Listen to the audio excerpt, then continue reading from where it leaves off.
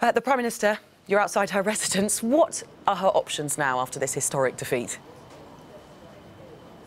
Well, the Prime Minister's options are limited. She is in office. She faces that vote of no confidence today, which, with her party's support and that of the DUP, she will likely survive. But because of that amendment last week, which she lost on by Dominic Grieve, she has to come back to Parliament by next Monday in order to say what direction she is now going to go. So, as Darren mentioned, she'll be having talks with MPs across Parliament to try to see if there are any shared ideas that they can get them on board with. But Downing Street last night making it clear that no plan that would see us stay in the single market or the customs union will be accepted by the Prime Minister, despite that damning defeat last night. And it seems very much that Plan B is simply returning Plan A, trying to have some kind of talks with the EU in the next fortnight, although they've made clear they will not open up the withdrawal agreement again, and it would take another summit for them to be able to do that, something they'd be pretty unwilling to do.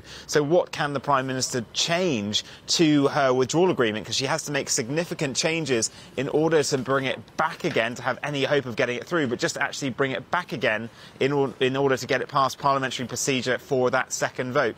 Now, if she lost then, well, she would still be in office, but she would have lost control of the whole Brexit process. It would then be down to Parliament to determine the direction. So the Prime Minister might decide to shift to the softer mode of Brexit, the Norway-style deal that some in her own party, former Minister Nick Boles, have been putting forward.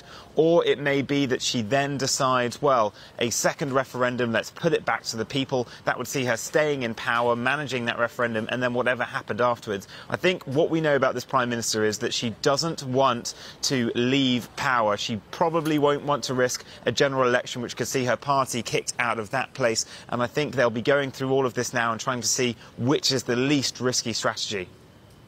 And what about these cross-party talks that she may be trying to start up? Is there any hope there?